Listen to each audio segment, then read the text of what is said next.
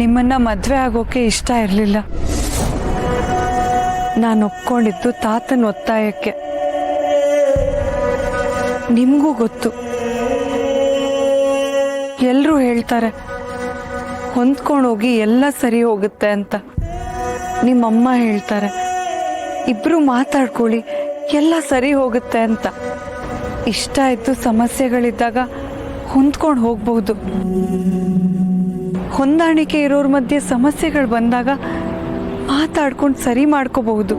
ಆದ್ರೆ ಇಷ್ಟನೇ ಇಲ್ಲದ ಮದ್ವೆಲಿ ಹೊಂದಾಣಿಕೆ ಮಾಡ್ಕೊಳ್ಳೋದು ಹೇಗೆ? ಕಷ್ಟಪಟ್ಟು ಬದುಕ್ತಾ ಇರೋ ಕಡೆ ಮಾತಾಡೋದು ಹೇಗೆ? ಅಲ್ಲ, ಈಗ ನೀವು ಡಿವೋರ್ಸ್ ಅಂದ್ರೆ ನಿಮಗೆ ನಾನಂತಂದ್ರೆ ಒಂದು ಸ್ವಲ್ಪನೂ ಇಷ್ಟ ಇಲ್ವಾ? ನೀವು ನನ್ನನ್ನು ಲವ್ ಮಾಡ್ತಿದ್ದೀರಾ ಅಂತ ನಾನು ಅನ್ಕೊಂಡಿದ್ದೆ. ಲವ್ವಾ? ನಿಮಗೆ ಅವಮಾನ ಆದಾಗೆಲ್ಲ ನಿಮ್ ಬೆಂಬಲಕ್ಕೆ ನಾನು ನಿಂತೆ. ಆದ್ರೆ ಅದರ ಅರ್ಥ ನನಗೆ ನಿಮ್ಮ ಮೇಲೆ ಪ್ರೀತಿ ಇದೆ ಅಂತ ಅಲ್ಲ. ನಿಮ್ ಜೊತೆ ಕೆಲವು ಸಲ ನಾನು ಚೆನ್ನಾಗಿ ನಡ್ಕೊಂಡಿದ್ದೀನಿ, ಹಾಗಂತ ನೀವು ನನಗಿಷ್ಟ ಅಂತಲ್ಲ. ನಿಮಗಾಗೋ ಅವಮಾನಗಳನ್ನ ನಾನೊಬ್ಬ ಮನುಷ್ಯಳಾಗಿ ಸಹಿಸೋಕಾಗ್ಲಿಲ್ಲ. ನಿಮ್ ಜೊತೆ ನಾನು ಒಂದೆರಡು ಸಲ ನಗ್ತಾ ಮಾತಾಡಿರೋದು ನೀವು ನನ್ನ ಹಾಗೆ ಒಬ್ಬ ಮನುಷ್ಯ, ನಿಮ್ ಮೇಲೆ ಕೋಪ ಮಾಡ್ಕೊಳ್ಳೋದ್ರಲ್ಲಿ ಅರ್ಥ ಇಲ್ಲ ಅಂತ ಅಷ್ಟೆ. ನಾನೇನಾಗ್ಬೇಕು ಅನ್ನೋದನ್ನ ನಾನೇ ನಿರ್ಧಾರ ಮಾಡ್ಬೇಕಿತ್ತು. ಆದ್ರೆ ಇಲ್ಲಿ ನನ್ನ ತಾತನ ನಿರ್ಧಾರಕ್ಕೆ ಸಂದರ್ಭಗಳು ಸಾಥ್ ಕೊಡ್ತು.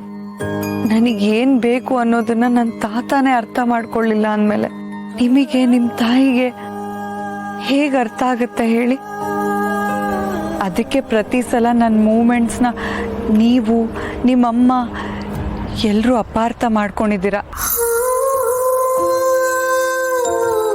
ಇದರಲ್ಲಿ ನನ್ನ ತಪ್ಪಿಲ್ಲ, ನಿಮ್ದು ತಪ್ಪಿಲ್ಲ.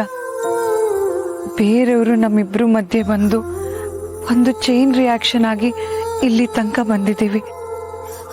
ಆ ಸರಪಳಿಗೆ ನಮ್ಮಿಬ್ರು ಕುತ್ತಿಗೆ ಕೊಡೋದು ಬೇಡ ಸಂಜೀವ್ ಅವರೇ. ಆ ಚೈನ್ ಬ್ರೇಕ್ ಮಾಡಬೇಕು ಅಂತ ನಾನು ಡಿಸೈಡ್ ಮಾಡಿದ್ದೀನಿ. ನನಗೆ ಡಿವೋರ್ಸ್ ಬೇಕು ಸಂಜೀವ್ ಅವರೇ. ಒಂದು ಮಣ್ಣ ಬೊಂಬೆಗೆ ಕನಸನ್ನು ತುಂಬಿದೆ, ಕನಸಲ್ಲ. ನಮ್ಮ ಹೊಸ ಜನರೇಷನ್ ಜೋಡಿ ನಿಮ್ಮಿಬ್ರಲ್ಲಿ ಇವಾಗ ಯಾಕೆ ಪ್ರಪೋಸ್ ಮಾಡ್ತೀರಾ? ನಾನೇ? ನೀವು ಸುಮ್ಮನಿದ್ರೆ ಸಾಕು. ಏನೋ ನಾನೇ ಒಂದು ಹೇಳಿ ಮರ್ಯಾದೆ ಉಳಿಸ್ಕೋತೀನಿ ಗುರುವೆ. ಅವರ ನಾನ್ ಪ್ರಪೋಸ್ ಮಾಡಲ್ಲ. ನನಗೋಸ್ಕರ ನನ್ನ ಹೆಂಡತಿ ಶೋಭಿನೇ ಪ್ರಪೋಸ್ ಮಾಡ್ತಾಳೆ. ಯಾಕೇಳಿ? ನಾನೇ ಬೇರೆ, ನನ್ನ ಸ್ಟೈಲೇ ಬೇರೆ. ಶೋಭಿ, ನಂದು ಧೀರಜ್ದು ಲವ್ ಮ್ಯಾರೇಜ್. ನಾನು ಕಾಲೇಜಲ್ಲಿ ಇರ್ತಾ ಧೀರಜ್ ನನಗೆ ಸಿಕ್ಕಿದ್ದು. ಲವ್ ಮ್ಯಾರೇಜ್ ಅಂದಾಗ ಎಲ್ರ ಮನೇಲೂ ಬರೋ ತರ ನಮ್ಮ ಮನೆಯವರು ಅಪೋಸ್ ಮಾಡಿದ್ರು. ಆದ್ರೆ ಅರೇಂಜ್ ಮ್ಯಾರೇಜ್ ಆಗಿರೋ ನಮ್ಮ ಅಪ್ಪ ಅಮ್ಮ ನಮ್ಮ ಲವ್ನ ಒಪ್ಕೊಂಡ್ರು. ಥ್ಯಾಂಕ್ ಯು ಅತ್ತೆ. ಲವ್ ಯು ಮಾವಾ. Now we are happily married couple.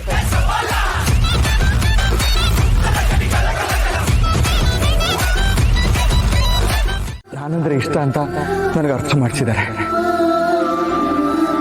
ಇದುವರೆಗೂ ಅವ್ರು ನನ್ನನ್ನು ಎಲ್ಲೂ ಯಾರ ಮುಂದೆನೂ ಬಿಟ್ಕೊಟ್ಟಿಲ್ಲ.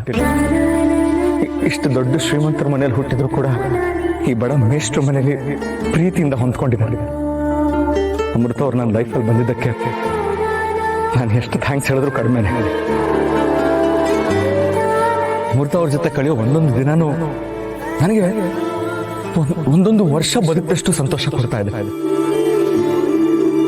ನಾನು ಅಮೃತ ಅವ್ರ ಜೊತೆ ಕೇವಲ 6 ತಿಂಗಳು ಬದುಕಿದ್ರೆ, 6 ತಿಂಗಳು ಅಂತಂದ್ರೆ 182.5 ವರ್ಷ. ಅದೇ ನಾನು ಅವ್ರ ಜೊತೆ 60 ವರ್ಷ ಬದುಕಿದ್ರೆ 29,915 ವರ್ಷ. ನಮ್ಮಿಬ್ಬರನ್ನ ಬಿಟ್ರೆ ಇಡೀ ಜಗತ್ತಲ್ಲಿ ಯಾವ ಜೋಡಿನೂ ಇಷ್ಟು ವರ್ಷ ಬದುಕಕ್ಕೆ ಸಾಧ್ಯನೇ ಇಲ್ಲ.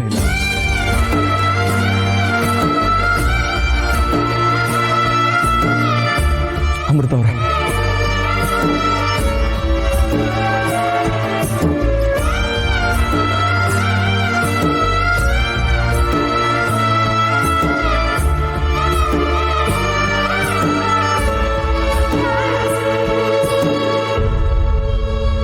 I love you.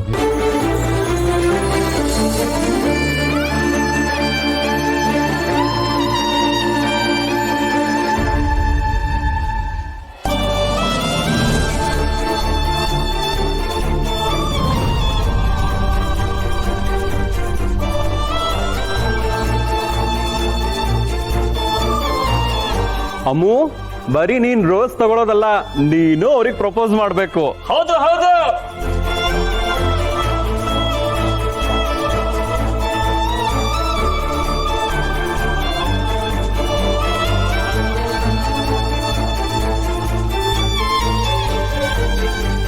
ವಾಪಸ್ ಪ್ರಪೋಸ್ ಮಾಡ್ತಾಳೇನೆ?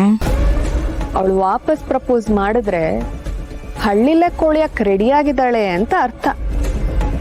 ಹಾ, ಅಷ್ಟಾದ್ರೆ ಸಾಕು ಶೋಭಿ. ನನ್ನ ತಂಗಿನ ಜೀವನ ಪೂರ್ತಿ ಉರ್ಸೋದಕ್ಕೆ ಅಷ್ಟು ಸಾಕು ನನಗೆ.